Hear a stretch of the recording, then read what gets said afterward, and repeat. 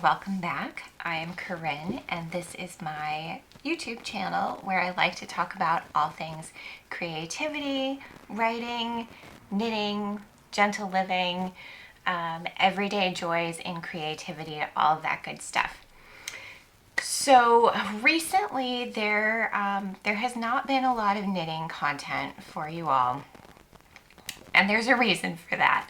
So I want to share a little bit about that and a little bit about what is on my knitting queue over on Ravelry. So for the past, I don't know, month and a half, at least month and a half, I've been working on my Zosia sweater. And I put some footage of that in the intro. You can see. And I love it. It's gorgeous. It feels good. The yarn's beautiful. Tanis does such a wonderful job with not only her patterns, but her yarn as well. The only thing is I had to take my time because the broken rib pattern was kind of tough on my wrists. I knew this. I was going slowly. I was doing all the things that you're supposed to do. And then one Saturday, it was a rainy Saturday here in Maine. I had a bunch of YouTube videos to catch up on for watching, and I was getting close to the end of the body, and I thought, you know what? Let's just do it. Let's go. And what those many hours of knitting broken rib turned into was a cyst on my wrist, on the inside, and I don't think I noticed it right away because it didn't necessarily hurt. And also, don't judge me too harshly on this, but when I felt a bump on the side of my wrist, it didn't dawn on me that that bump is supposed to be on the other side of my wrist. So it took me a few days to realize, and then by that point it was starting to get achy, and I realized I needed to stop what I was doing and just rest my wrist. Even knitting just regularly was not a good thing. So since then, I have not been knitting. I've even had to slow down my handwriting, like journaling and stuff like that, because it just doesn't feel great. Luckily, it is going down on its own. If it doesn't, in the next few days, I'll call and make an appointment and get it checked out. I have had some wonderful advice from fellow knitters and just people that I know who are also in the medical field. So I know it doesn't take the place of a doctor, but I feel okay about where things are and just slowing down, and it's helpful. All that said, I'm itching to get back into it. I'm itching for my needles.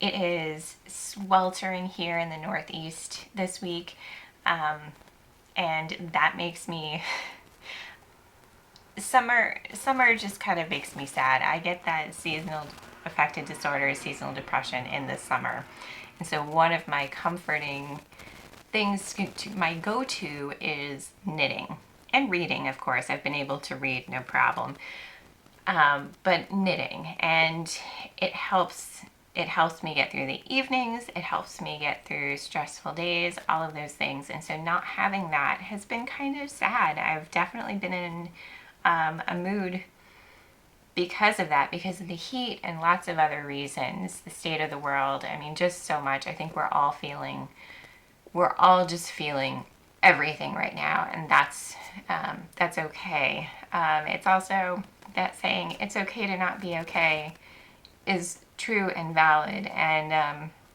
I had a whole other video planned about that, and then I just didn't have it in me to record. I needed something that was going to light me up, and I didn't want to spend a lot of time talking about just the that stuff that's going on right now for, I think, a lot of people. We're certainly not alone in our household. So today I wanted to share with you what's on my queue, or what's in my queue over on Ravelry. I went through and picked out, I did some online shopping, window shopping, and looked at some patterns and looked through my favorites to see. And so I wanted to share that with you. But first, this is one of my, I'm so proud of this top. I knit it 2 years ago, I think. It's this slanted slip-on knit in Barocco Pima cotton. I think it took just under 3 or 2.5 skeins maybe. I love it. I love the detailing on this. I will say, when I was looking at my notes this morning, I'd forgotten that the armholes were really wide, or really open, and so I did sew them up a little bit. At the time, I was a little bit larger, a little bit fuller in the chest, and so I knit a size large. I would probably go down a size to a medium now, and one thing I will say is bind off very, very loosely, because that is the only thing that's a little bit uncomfortable, is just how structured the bind off is right now. So maybe someday I'll go back and redo that. But all right, I'm going to be looking at my phone just for notes and those sorts of things. I'm going to put pictures of all of the knitwear right up here. So so yeah, this one is kind of for the knitters or the people who are interested in knitting. I hope you'll stick around for the rest of the video. If you, even if you're not a knitter, it's kind of fun to see what people are up to and what projects are out there and what possibilities there are. And maybe it might inspire you to pick up some needles or ask someone to show you how to knit. I've got a couple, mostly they're summer knits, because I'm seeing a lot of summer knits all over the place. I love wearing hand knits in summer, wearing natural fibers, obviously not wool, but well, some sock yarn can actually do really well for summer knits because they're super light. I've got some summer knits, I've got some, you know, fall-ish knits, and then at the end I think I've got a bag and even a cowl. So we'll just jump into it and see. Yeah, let's get started. The first one on my list is the Dune Drifter by Wool and Pine. This one, what struck me is the construction. It's knit, I think it's knit sideways in the round at parts, and then it must split for the neck. But because at first glance I thought, oh gosh, there's a lot of purling in that, and I think when I get started knitting again, I'm going to still have to be very careful about that. But this one, the construction looked so neat. I love the bottom band. I thought that was really striking. And the collar, it looks like there's, I don't know if it's an I-cord edging or not, but it just looks beautiful. And so it calls for a fingering weight yarn. And I saw someone do it up in Knit Picks Stroll, I think, in their fingering weight. And that looked really striking, and that would be super affordable. Because I think I saw it would probably, for my size, take under 3 skeins, which is phenomenal. Next on the list is the Magna Floral Tee by Elisa Hartzell. This is knit up in, or it calls for Sans Garn line. It's worsted. But this one, I loved how open the knit was at the yoke, or, you know, around the neckline. I could see it over dresses, you know, obviously a tank top and whatever.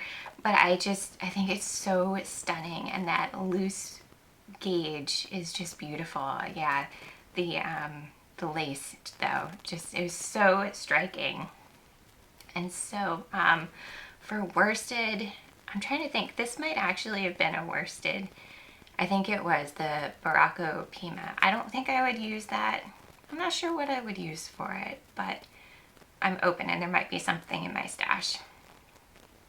Next up is a free pattern by Alicia Plummer.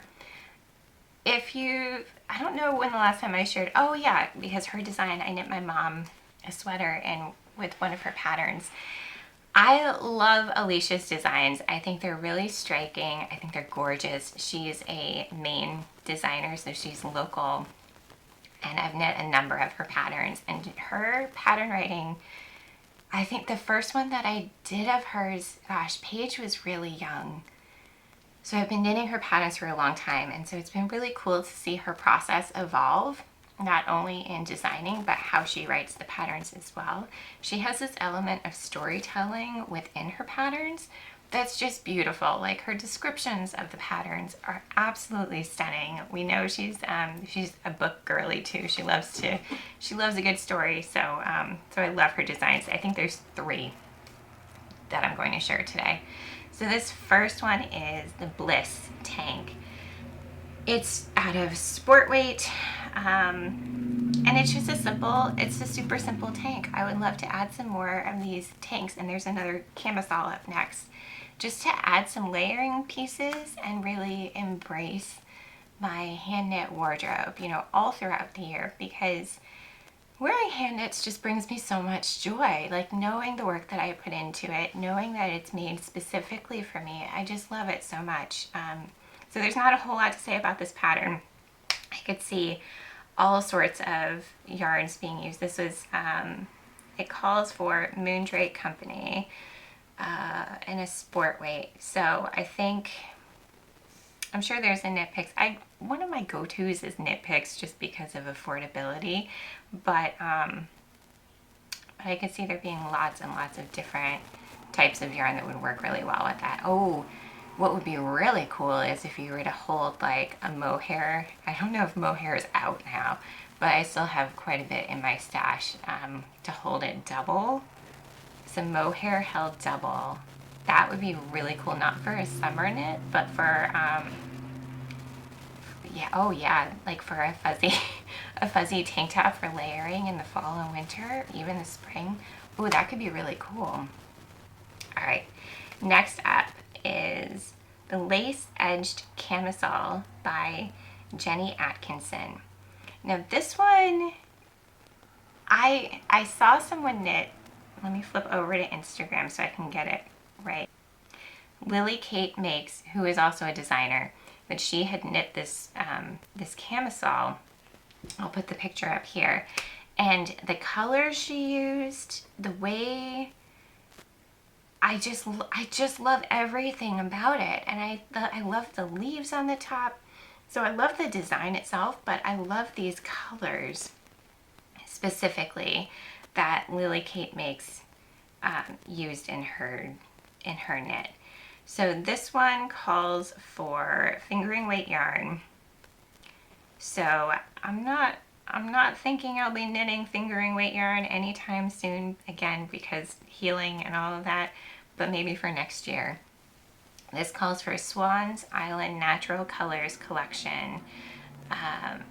And yeah, I love the detailing around it. And there is something, for those of us who were teenagers and maybe going to college in the mid to late 90s, I mean, you can't go wrong with a camisole. Like, I still have a ton of them in my drawer that I keep getting because they're just like comfort pieces of clothing. I wear them under everything. I love them so much. So yeah, that's the Lace Edged Camisole. Number 5 is the Sellwood Tee by Caitlin Hunter. And this is knit in, or calls for a Ritual Dyes Sprite, so a sport weight yarn. This all over knit tee, or all over lace patterned knit tee, is just stunning. Absolutely stunning. Caitlin Hunter, I think, can do almost anything with knitwear. But this in particular, I love just how she styled it with like a long flowing skirt. The color is gorgeous. Yeah, I think I'd like to give that a try. And it looks like I didn't read too much about this one, about the construction. Yeah, so it's knit from the bottom up in the round and then separated for the upper back and front, which are knit flat. So I think lace in the round is fantastic.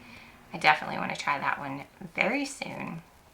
And that one I could see done in this, maybe this would be a little heavy. Yeah, I'll have to think about it.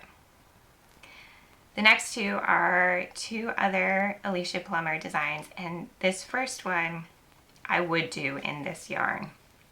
It's the Cicaedae sweater open cardigan. So it calls for Lang Yarns Lino, worsted weight. I love the openness of this, again, over dresses, over a camisole, and with a skirt, something like that, shorts, anything. It just looks dreamy. It looks just like the pictures that she took for the design, you know, walking through the fields or walking down the beach. It just looks so comforting to wear, especially like with summer. Part of what I dislike about summer, there's a lot of things I do like, but part of what I dislike is not being able to wear knits that feel like weighted blankets. And this looks like, and because it's a worsted weight, I bet it would feel really comforting to wear. You know, the open lace probably wouldn't be a great one like to take to a movie theater if you're cold in the movie theater or a restaurant, but for an everyday walking around, I think it would be really comforting. The next one I have is the Popham Pullover, also by Alicia. This one, I mean, we love Popham Beach. It's one of our favorite places in Maine to go to, and so for that alone, as soon as she put this pattern out, it jumped right into my favorites. This one uses a worsted weight.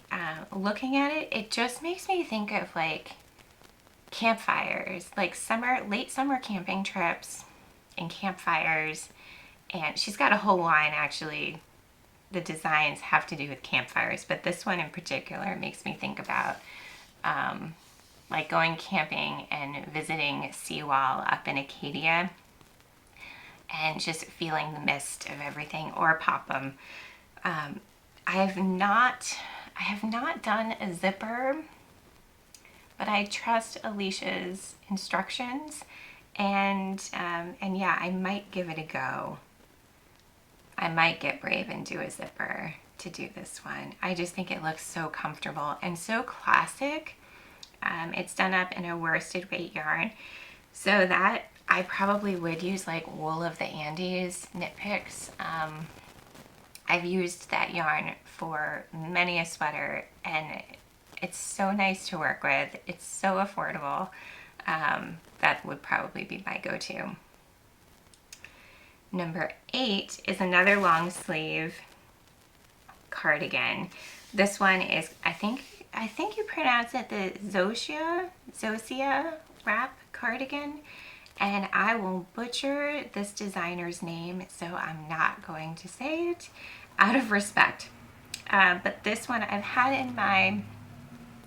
in my library for a long time, and I think this looks so romantic, so dreamy, so like cottage core life. Again, just like she has it styled over dresses would be lovely. Could also see it, you know, just again with jeans, because I wear jeans all the time. Oh yeah, I could see it with a nice flared pair of jeans and some clogs. Ooh, that would be really cool. The pattern calls for Garn Studio Drops brushed alpaca silk in worsted, and I might go for that yarn. I just love how it looks. Yeah, so I might go ahead and use that. I've used Drops alpaca for a turtleneck sweater that I really liked, and I enjoyed working with them, and from where I bought it, it shipped really quickly, even though I don't think it shipped from the US. Anyway, so yes, I love that sweater. I love everything about it. I think the wrap is really flattering on anyone. And yeah, it's just gorgeous. Number 9 makes me think of Christmas knitting, gift knitting. It is the Dumpling Bag by Jeannie Lee for Purl Soho. So I believe this is a free pattern. It's knit in the round, and then the straps, I think, are knit, you know, flat. I think this is such a cute design. It's sweet, it's classic, it would be easy to knit. I'm trying to see how much yarn it takes. 165 yards for a bag, so that's not bad at all. You can use one skein of yarn. So they use Purl Soho's Blackbird linen, which is 100% linen. I bet the drape on that would be gorgeous. But you could probably also use cotton. Like, oh, I wonder what it would be like with like the peaches and cream kind of cotton that you can get at Michael's or Walmart or well, not Joann's anymore. But yeah, I think that would be a fun gift knit that anyone could use for just about anything. And then if you wanted to make it even fancier, you could probably line it really easily with fabric. And lastly, because this has been in my queue for a long time and I know I have stash yarn that I could use for it, it's the Coastline Cowl by Anina Juti. And this one, I'm pretty sure I saw on Leanne's podcast, The Knitty Stew, which I can't believe I haven't mentioned her before. Leanne is just fantastic.